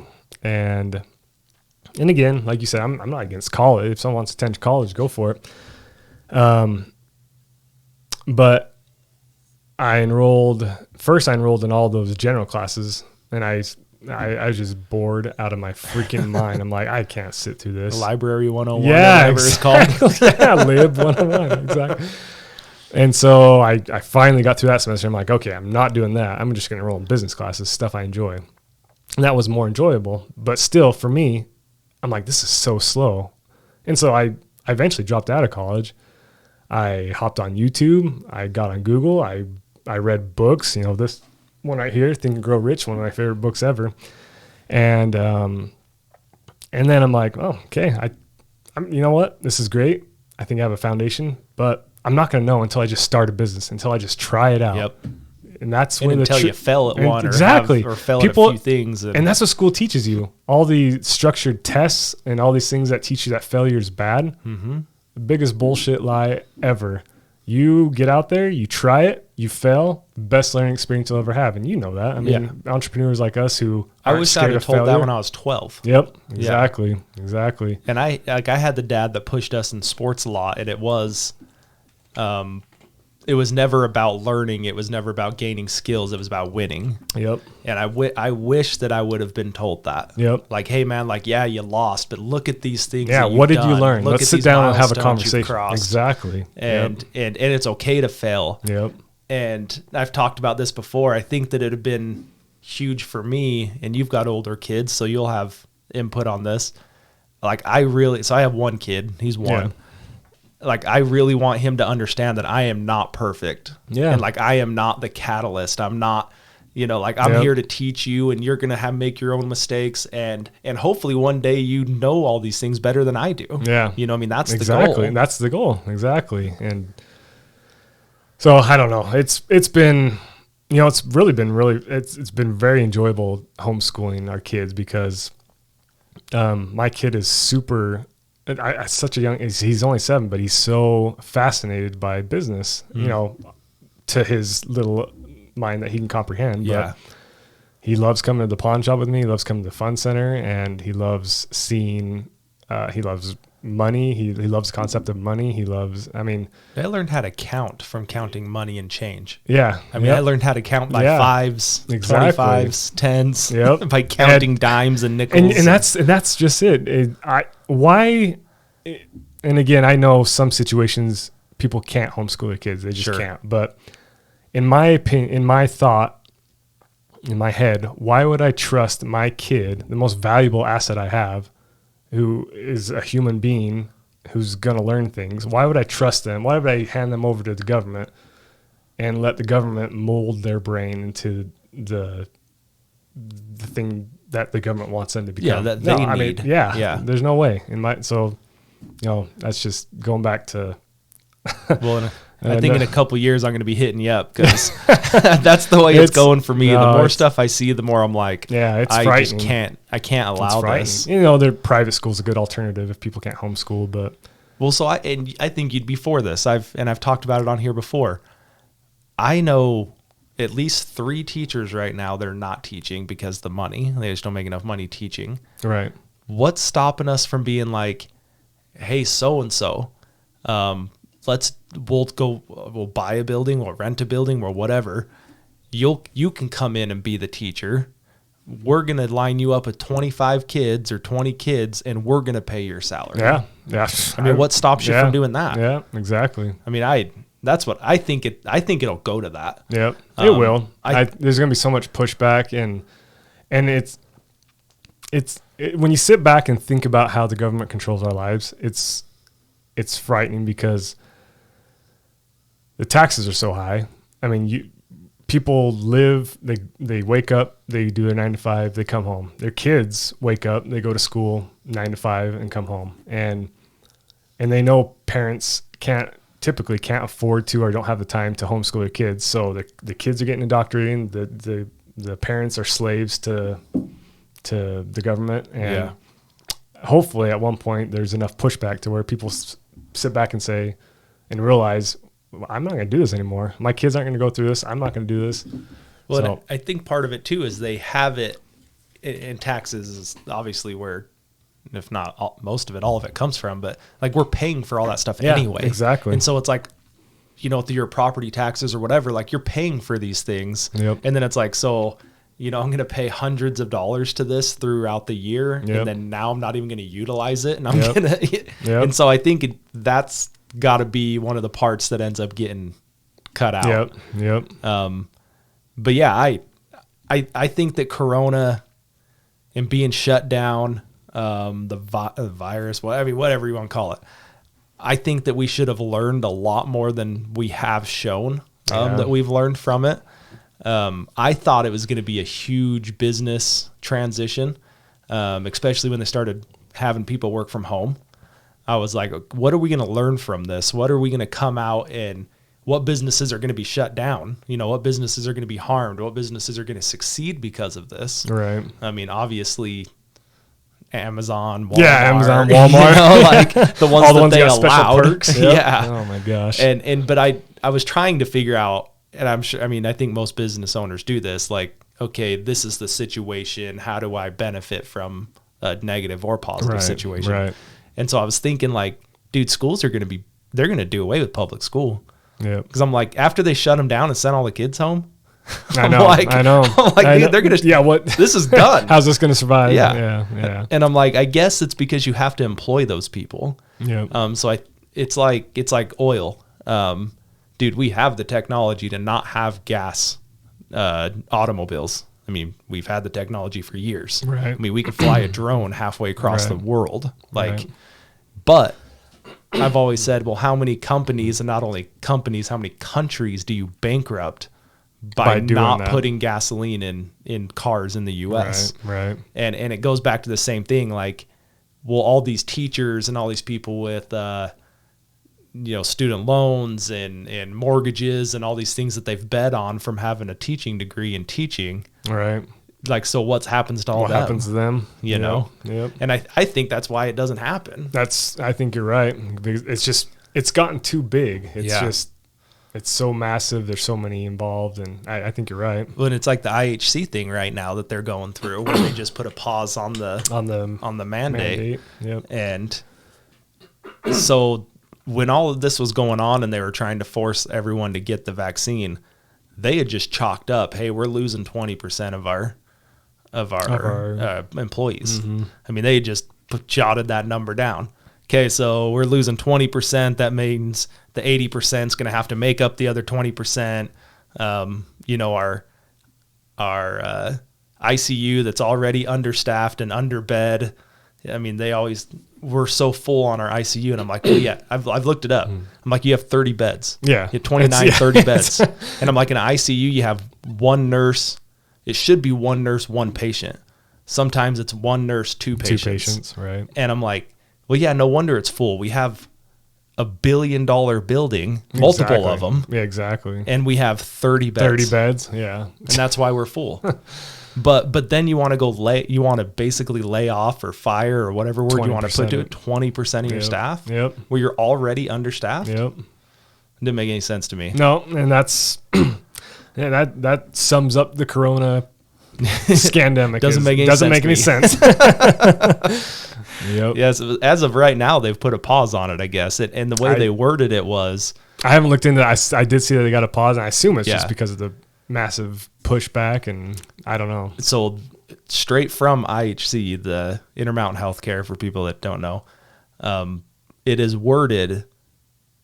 They've been following the lawsuits and how it would affect Intermountain, and that's how the paragraph starts. That's how it starts, huh? And then it says, so we're putting a pause on this because of this and this and this. That's interesting. And it's all lawsuits. Have you heard if the workers are going to get their jobs back? I don't know. To my knowledge, because Michelle Tanner doesn't work there anymore. Yeah. And I guess this is her story to tell. Basically, she wrote back, and she may have talked about it when she was on. She wrote back and said, what about natural immunity? Are you guys going to recognize that? Yada, yada. And they said, from your question, I assume you're not going to be vaccinated. And she said no. And they said, well, fill your shifts. Oh, wow. That's how it was worded to her. Way to take care of your employees. Right. Yeah, someone that's dedicated yep, there from the years beginning. and years and years and years. And is an asset. Yeah. That's what kills me. Yep. So I'm like, okay, so you've got people like that are an asset to the company. And this, I don't know, this isn't a rip on IHC all of a sudden, but I'm like, you have people that are an asset to your company for a decade, 2 decades. And then what they're doing is all of the nursing students that are nursing students right now or whatever in school to go into healthcare, they're forcing them to get vaccinated. So they are vaccinated now. And so it's like they're just making that be the natural turnover. Yeah, exactly. And so they're like, you don't want to be here? No, we got someone. Yeah, They're already forced. Yeah, they're already vaccinated. And if we lose 20%, well, we'll pick up 7% of that after the semester's over. Gosh. Or whatever that number is. Right. And I think it should scare people. It should. If it doesn't, it's, And like whether you're on either side of it, I think if you can detach from your beliefs and look at and that's that what it part takes. of it, Exactly. that's what should scare you. Exactly. And that's what it should take. You got to detach yourself. I would hope that I could detach myself if the right was doing this. There are right There's people I don't agree with. Sure. Exactly. But you have to detach yourself from your political core beliefs, religious beliefs, whatever beliefs they are, and sit back and say, is it right that people are being forced out, being forced to do this or that? No, it's not. I mean, every human, if you want to call it your soul, your spirit, whatever, deep down in, you know, something's not right. Yeah. But you're kidding yourself if you're going along with it. Well, in what Michelle touches on all the time, that we have God-given rights. Yeah, we do. And this country was founded on these rights, and it's protected us for all these years. Yep. And now trying to be taken away. Yep. And in Blake and I last week, we talked a little bit about Andy Frisella's podcast on the American Mandate. I don't know if you follow Andy Frisella. A lot of F words, but a great follow. Awesome. He's probably the best follow out there that I've found. Oh, good. All around. But you would like him because last year he's just been heavy on how much bullshit's going on. Yeah. But he talks about our responsibility as Americans and what we owe America. Yep. And I'm losing my train of thought now because I'm getting all worked up about what Andy was locking me up on. I know. No, yeah. But yeah, I don't know. It's gone now. I'm sure it'll pop up at like it'll 11 pop back o'clock at night when I'm sitting there researching. You text me. Yeah, when I'm sitting there researching my crypto that I'm in now. Dude, are you into crypto at all? I am. I was gonna bring that up, but I don't want to ramble on forever. But I watched half of yours and Zach's. Zach, do you know Zach? I do. Okay. Yeah, I've talked to him a little bit about crypto, but the amount I'm into crypto is when Bitcoin was at $10,000, I put in like $1,700 or something. That's it. So that's the extent of my crypto investing, but I don't know anything about it. So what, you're sitting at like 5-6 grand? Yeah, 5-6 grand. Yeah. And then I've invested a little more into other ones, but yeah, I don't know. Dude, I'm getting in kind of deep. I know. When I watch half of you guys, I need to finish that podcast, but I'm like, wow, he knows what he's doing. He's got a mining rig. Well, so I've not talked about it really. I know. I was very surprised. I'm not a tech guy. I'm not a computer guy. Like if I can't do it on my phone, I don't even want to do it. Yeah. And I mean, my brother's always been the tech guy, not me. And so when people hear that I'm into it or they see my rigs, they're like, what the heck? They're like, who did this for you? And I'm like, I did. Who did you hire? I'm like, my brother and I just figured it out one day. That's crazy. That goes back to what we're talking about. You just try it out. If you fail, Dude, that was definitely an obsession. It still is. I'm still on my phone becoming more obsessed all the time. I know. And the thing is I think they just came out with a thing saying there was over 6,500 different cryptos. And it's got to be above that because they don't even know. That's funny you mention that because I was thinking about that actually, that very thing today. I'm like, I bet there's a few hundred, but 6,500? 6,500. Holy cow. Plus. I think it said 6,500 plus because dude, there was one the other day. It was called Let's Go Brandon. Yeah. I'm investing. Yeah. And so, I mean, they're popping up multiple a day. That's crazy. And what I'd asked Zach, so do you think that's a good thing or a bad thing?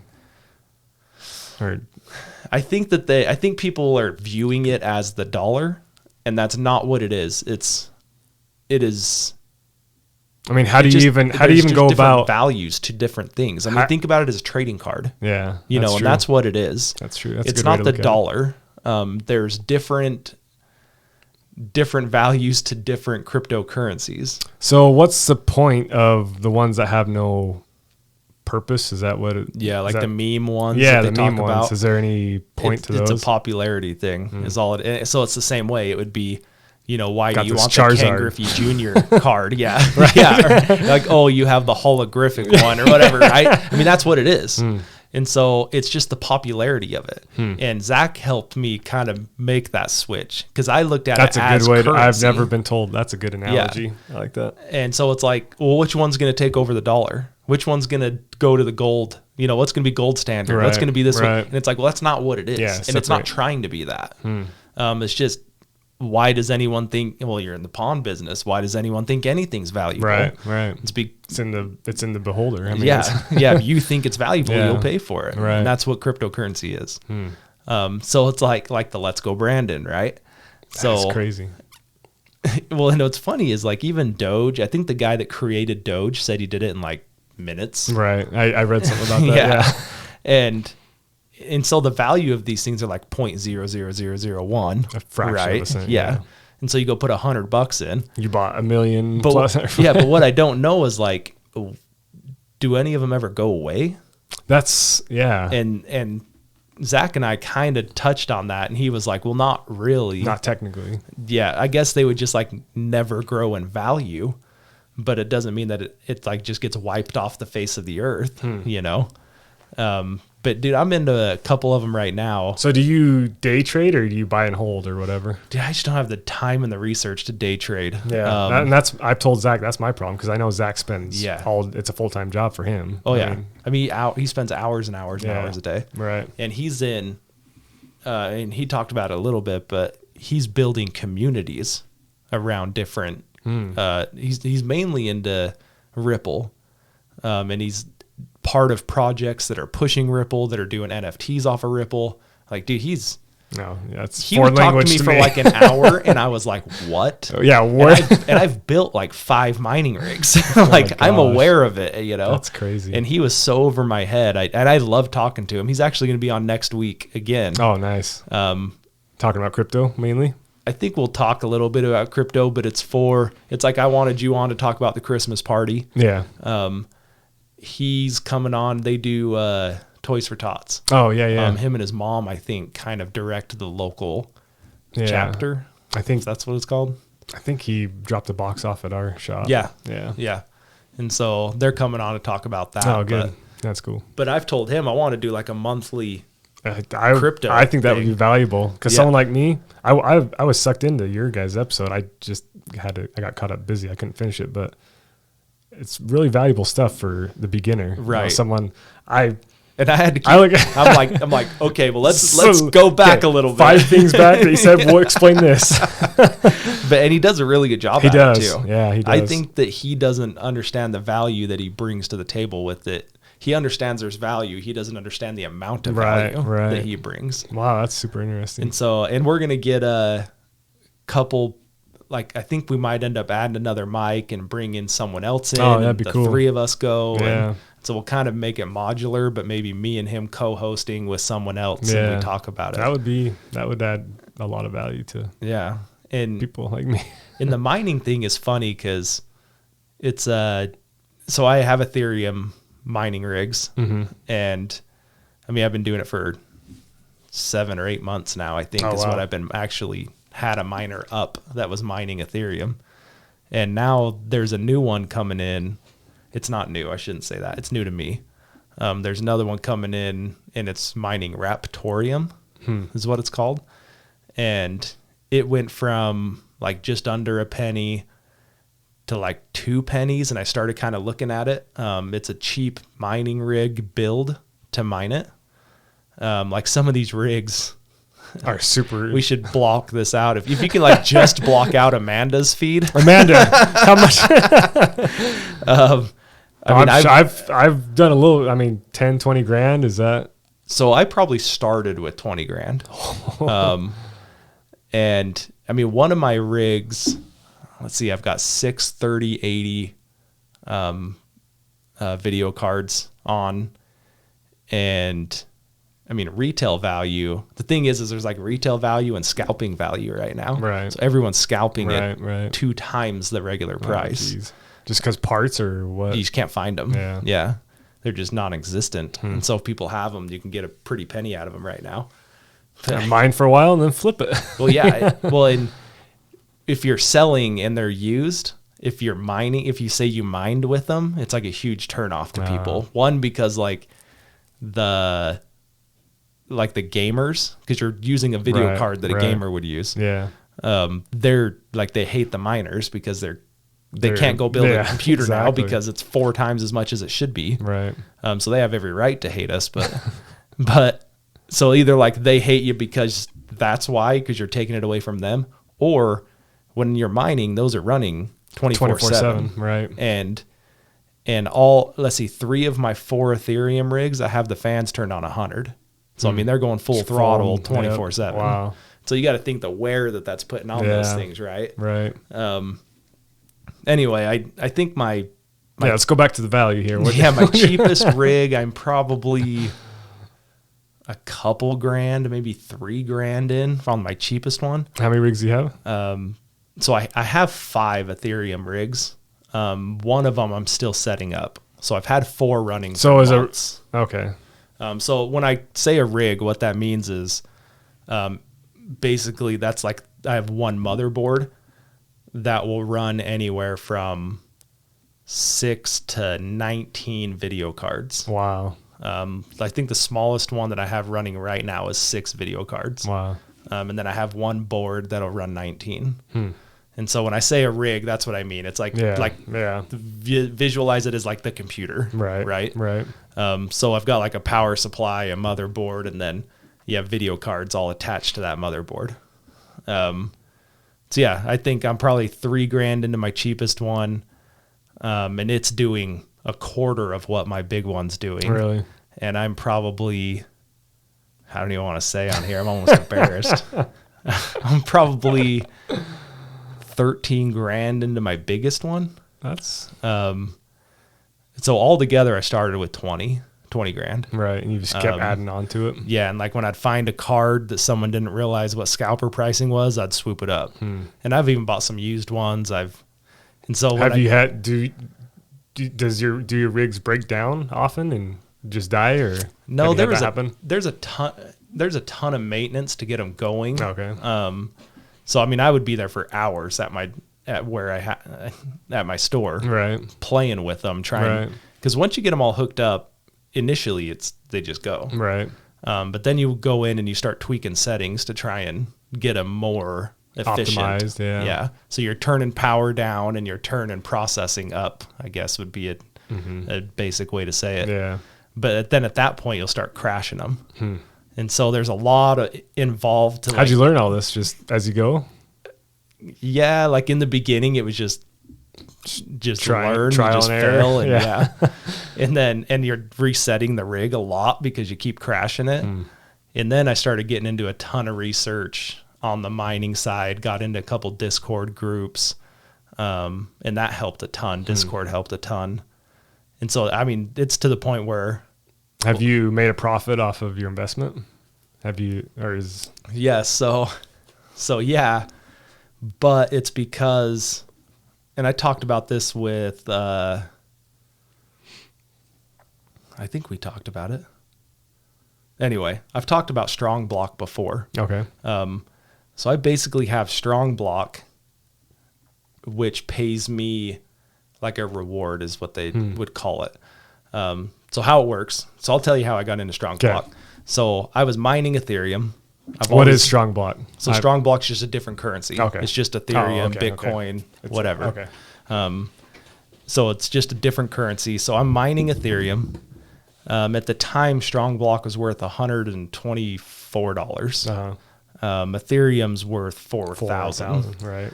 And so I was mining Ethereum, and this guy told me about Strong Block, and he says, "Hey man, if you really want to get into some like investment into it, this would be the way to do it. I'm in this. I'm doing pretty good with it, and the projections of it.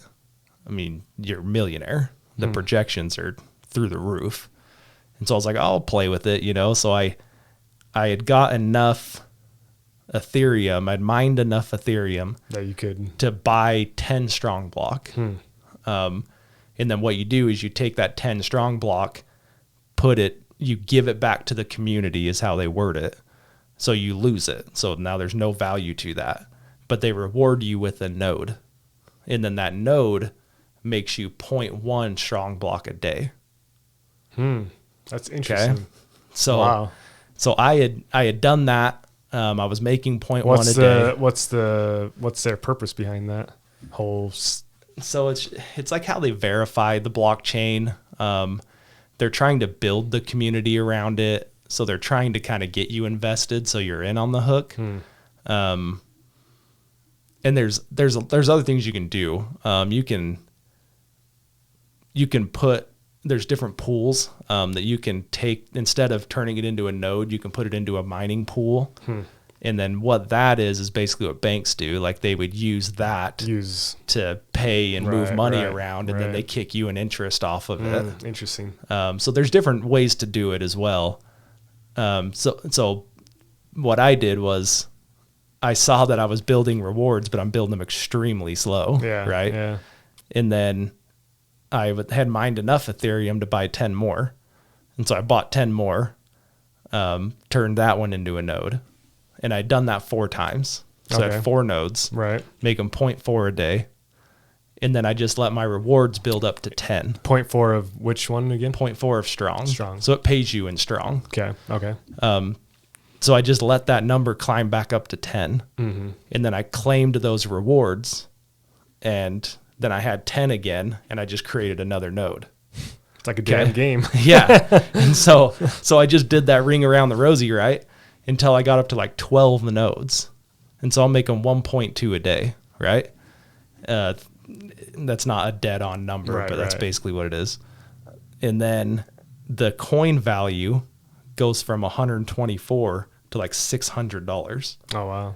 And I'm like, dude, I'm doing like $800 a day off of this. And then, so I'm like, now I'm like just making nodes as fast as I can. Right. And then the coin jumped to, I think the highest it got to was $1,200. Wow. And so at that valuation, which it only stayed there for hours, right? I was doing over $1 million a year at where I was with my nodes. Right. And so I'm like kind of crapping myself, you know? Well, and then it kind of starts tapering down. So they call it the pump. And so the pump is where it would come up and then the dip, right? Right.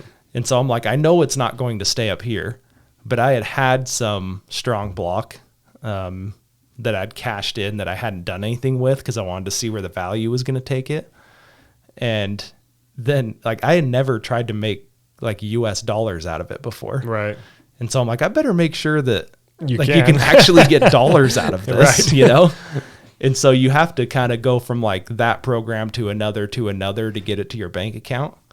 And so I went through those steps, and I don't know, like 4 or 5 days later, I had like $9,000 hit my bank account. And I was like, dude, this is real. Wow. Like this isn't just like numbers on a screen anymore. Exactly. This is real.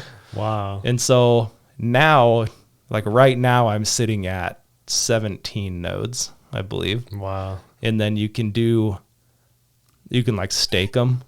So they call it like their NFT system. So I went and bought one of those, and in a nutshell, I can put it on 2 of my nodes, and it creates rewards faster. So I have 2 of them that are accumulating more than, and it's like 0.125. Wow. Not 0.1. Right. You know, right. but wow. But so those other 2 are building. So that's kind of how I started getting like super deep into this. Yeah, and then I took $10,000 of Ethereum that I'd mined, and the nodes, like I put them both into an account back into Ethereum. So I was holding $10,000 of Ethereum, and then I transferred that to crypto.com in Ethereum. Right. And I went and bought, I think I did 12,000. And I bought like every coin I could find that was under a penny. Right. I bought $1,000 of it. Right. And then now most of those coins have come up. Right. So I say all of this because people say, well, have you made your money back? And I'm like, that's all gone so many directions. Reinvested. I was like, back to my bank account. Wow. Like I've not claimed that much money into my bank account, but you've done it the smart way. Yeah, and so I'm like, there's so many legs of everything that I've gone. It's hard to say, have I made my $20,000 back? I don't know. That's so fascinating. Yeah. And so I'm into a new one, this Raptorium right now. The main reason behind it is it's a CPU mining instead of video card mining. Oh. So it's just a power supply I say just, right? It's just it's just a power supply, a motherboard, the CPU, like the actual processing, like when you hear like your Intel, that's what it is. Right. And then you have like 1 stick of memory and then your hard drive. And right now you're about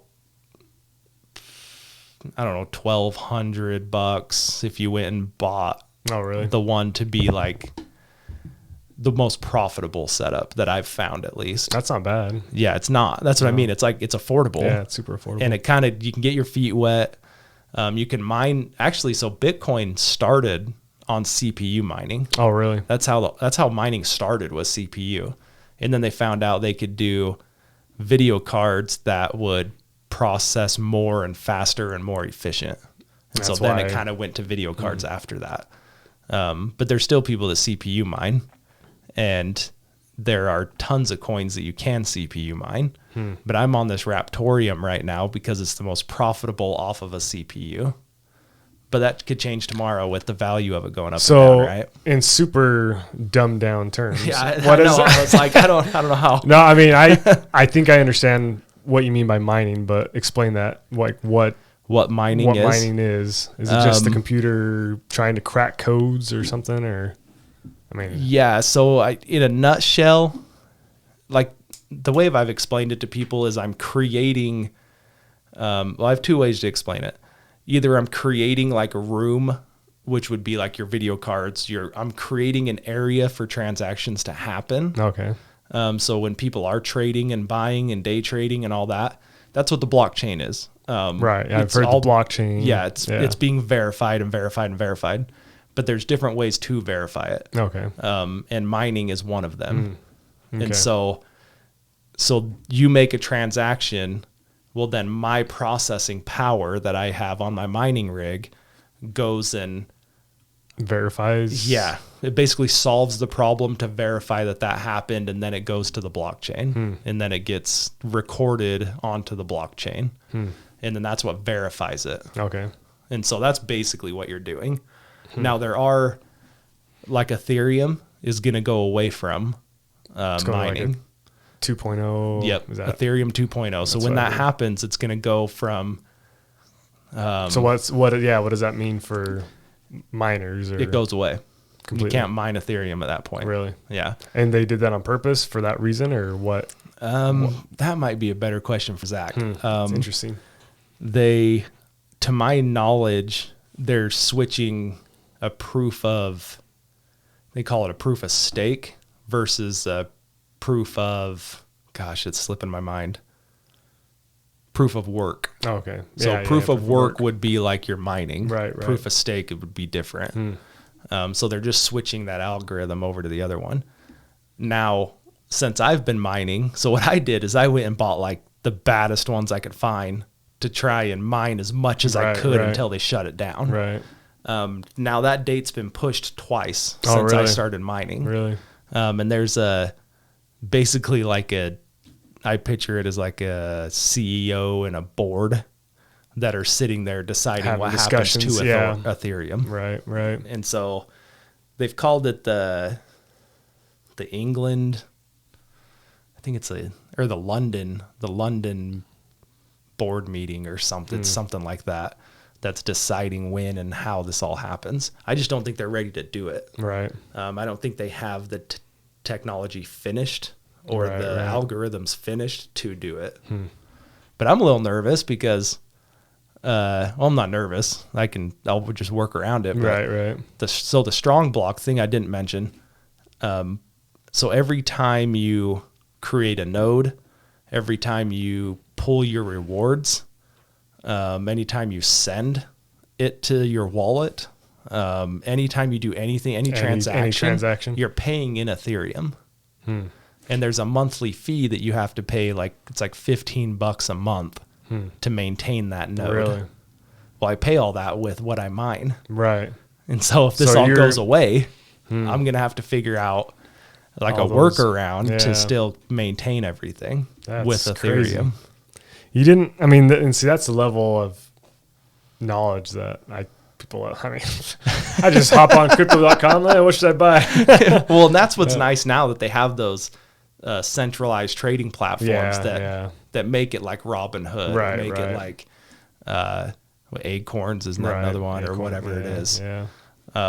And it's very user friendly. You can go through it. The fees are usually pretty low. Yeah, they're pretty good. But yeah, it's just a whole different thing. It's like I have stock. I own a I do bunch of too. stock, Right.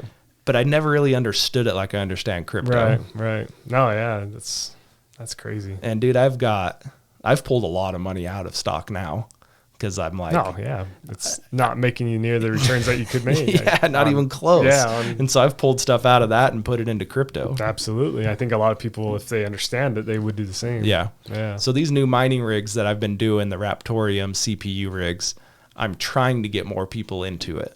And so I've been like, hey, oh, Mandy, I got new hobbies. Yeah. I'm like, if you're interested, and I'm not like really advertising this. I'm more just talking to friends and stuff. Right. Like if you want to learn, you don't even have to, I don't care if you buy one or not, but if you want to learn, like, hey, come over, sit down with me I would love to. for an hour at the store. I can kind of walk you through what it is, what it does, how you get paid, Right. and how all of it works. Right. And with all that said, it's just a dice roll. It's a risk, Yep, everything is. But instead of getting 20 grand into some mining rigs, you could be A lot. one or two, Yeah, exactly. and have a couple of rigs running. Right. That's super fascinating. Yeah. Crypto, man. Got to do it. Yep. I'm down here with the Christmas party right. and we got the crypto. Got to talk about that. Yeah. Well, dude, I mean, unless you got anything else to touch on. I don't think so. We touched on politics, crypto, business. I mean, my big thing was go through business, have people get to know you, discount pawn. I'm glad that you touched on sorry, I look up a lot because I'm trying to think of the right word to say. Like the stigma is what you call it. Oh, yeah, I'm trying to put a different word to it. No, but it's yeah, like it's a clean place to go. It is. It's people family that are friendly. honest. And that's pawn shops are so fun. I mean, we've got jewelry, guns, firearms, antique stuff, and it's a glorified thrift shop or There you yard go. sale. Yeah. I mean, it's super fun. So how often are you in Cedar though? I try and split my week, 3 days in Cedar, I didn't 3 know days that. in the pawn shop. And then how many partners do you have in that up there? There's 3 of us. 3 of you guys. Yeah, That's yep. cool. Yeah. It's Jealous, man. I'm glad we're friends. I'm jealous. Crypto. We're gonna have more talks about that. Yeah. I'm glad that I've known you. I'm glad that I've met you. I really am. Me too. I mean, I knew who you were when we were going to school. Right. But you've always been someone to look up to for me, and I appreciate that. Oh, it goes both ways for sure. Yeah. No. Well, and that's probably why we're good friends. Yep. It is. Okay. Well, if you've liked the episode, please share this. We do clips. If you ever see any of our clips that you feel would add value to someone else, please share those with people. We're steady growing the audience. I think we're a couple hours in, so thanks for spending a couple hours with us. We'll definitely have Derek on again and in the future. And Absolutely. we'll kind of follow up on what you got going on and how many mining rigs you've set up. That's my next. You're gonna have to clear some time for that, dude. It's taken over my life, man. Well, just on my phone, it takes over my life. I can imagine. It's gonna be fun. Okay, guys, thanks for spending the last couple hours with us, and we'll see you next week with Zach and I don't know Zach's mom's name, but Zach and his mom. So we'll see you next week.